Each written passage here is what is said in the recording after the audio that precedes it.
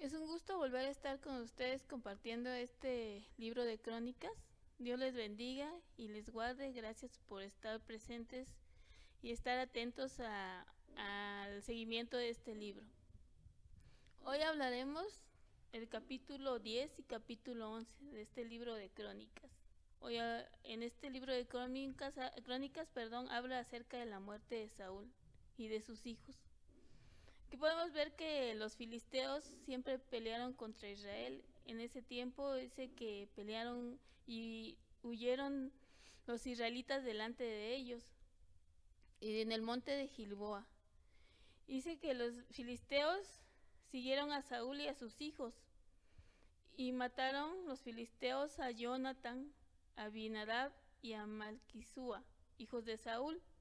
Y dice que cuando arreciaba la batalla, los flecheros se arrebataron contra Saúl y lo hirieron.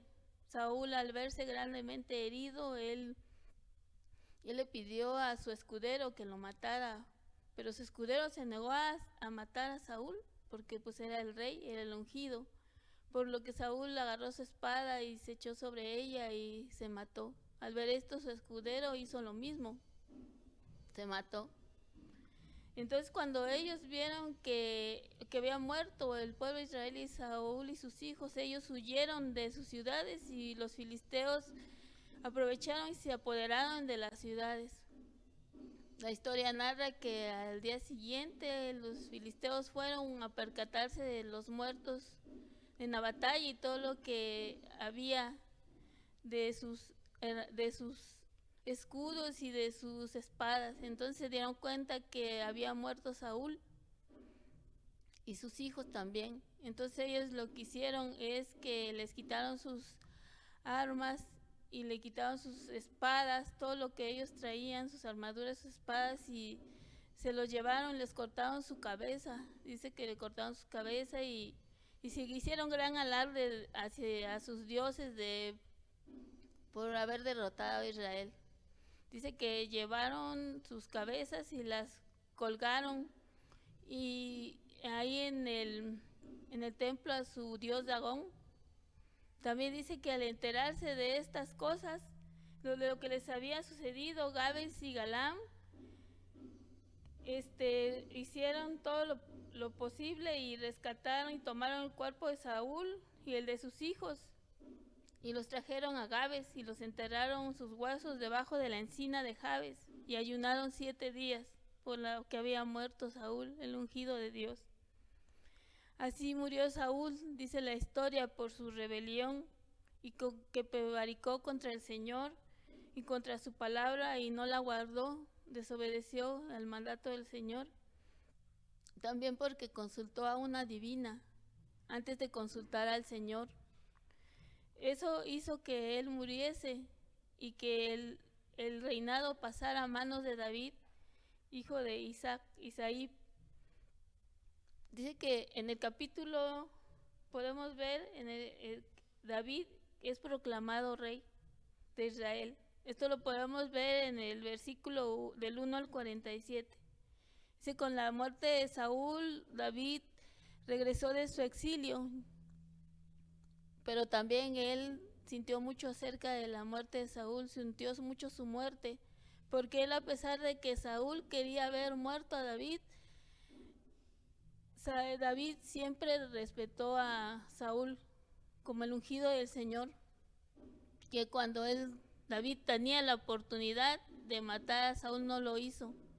Él respetó la vida de Saúl en todo momento, y él le demostraba a Saúl que lo amaba en todo momento. Él nunca intentó quitarle la vida a Saúl. Él siempre esperó el tiempo del Señor, el tiempo que el Señor le diera para su reinado.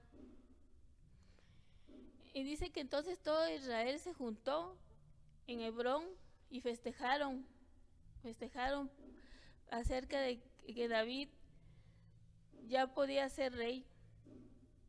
Y le dijeron que ellos eran hueso de su hueso y carne de su carne, que aunque Saúl estaba reinando, David era el que ganaba las batallas y ellos estaban con él. Y dice: también el Señor tu Dios ha dicho: tú apacentarás mi pueblo Israel, y tú serás príncipe sobre Israel, mi pueblo. Dice que se reunieron en Hebrón, vinieron los ancianos y David hizo una promesa ante Dios, juró ante Dios y fue ungido como el rey. Ungieron a David por rey sobre Israel.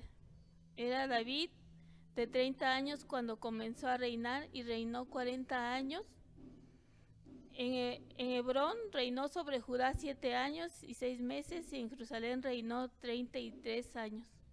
Podemos ver cómo empieza su reinado de David. David, dice en otra parte que David toma la fortaleza de Sión.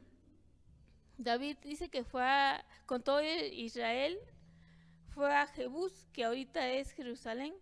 Los jebuseos que habitaban en ese entonces se mofaban de él porque decían que no lo iban a dejar entrar a Jebús, pero David, dijo y proclamó que el valiente que se atreviera a entrar a esa fortaleza sería uno de sus, llevaría el cargo, sería jefe y cabeza de todo su ejército.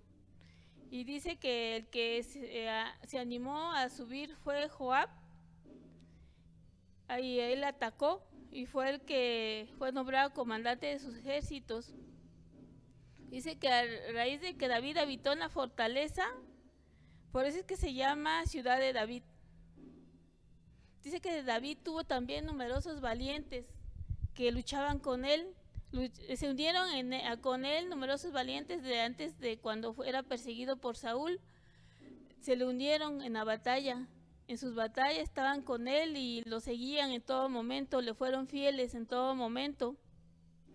Dice que entre ellos, entre los que lo seguían, estaba Jacobea, hijo de Acmoni, el cual blandió su lanza una vez contra 300 hombres y los mató.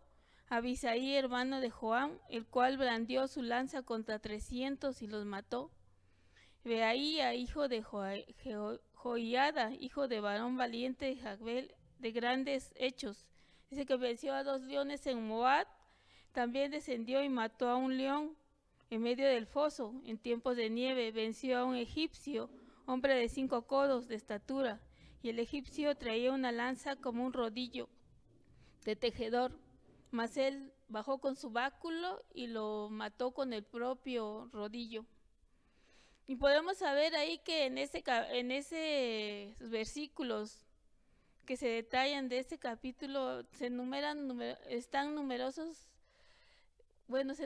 grandes valientes que estuvieron al lado de David, ayudándolo en todo momento en sus batallas, y que él estaba ahí con ellos siempre en las batallas, y él mostraba hacia ellos esa confianza y ese agradecimiento que ellos estuvieran con él en todas sus batallas. Sabemos nosotros que debemos también saber estar prestos siempre a luchar nuestras batallas, y que también en esas batallas, si tomamos malas decisiones, pecamos, nos va a acarrear consecuencias, y que debemos de ser obedientes al Señor Jesús y buscar de su presencia en todo momento, en oración, en ayuno, y escudriñar su palabra, porque la verdad, sabemos que dice su palabra que la verdad nos hará libres. ¿Libres de qué? Libres del pecado. Ella es nuestra regla de fe y conducta. Dice en Juan 5:39, escudriñad las escrituras, porque en vosotros os parece que en ellas tenéis la vida eterna, y ellas son las que nos dan testimonio de mí. La palabra del Señor es como una espada, como lo dice en Hebreos 4:12-13. Es como fuego, es como un martillo que quebranta la piedra, como lo dice Jeremías 23:29. Los invito a escudriñar la palabra del Señor, a ser obedientes a su mandato, porque en ella vamos a encontrar las instrucciones de cómo debemos de guiarnos, cómo debemos de obedecer al Señor. Podemos ver también que las promesas del Señor se cumplen. cada día. Se cumplieron en David. David esperó el momento adecuado que el Señor le diera el reino. Fue obediente al Señor y nunca trató de causarle daño a Saúl, como ya lo manifestamos. Él esperó el tiempo del Señor. Y así el Señor cumple sus promesas en nosotros y sus propósitos en la vida de cada uno de nosotros. Y también debemos de aprender a esperar y confiar en el Señor, que será en su tiempo, porque a veces nos afanamos en algo y decimos, ya queremos que esto se haga, ya lo queremos. ¿Por qué no sucede o por qué no pasa? Pero tenemos de tener, debemos de saber y tener ese conocimiento de que nuestros tiempos no son los tiempos del Señor, ni los pensamientos de Él, nuestros pensamientos. Entonces debemos de esperar en el Señor, así como David esperó todos esos años y fue perseguido y luchó batallas y las venció porque el Señor estaba con él. Así nosotros también debemos esperar en el Señor en medio de nuestras batallas, en medio de nuestras luchas, pero confiando y esperando en el Señor.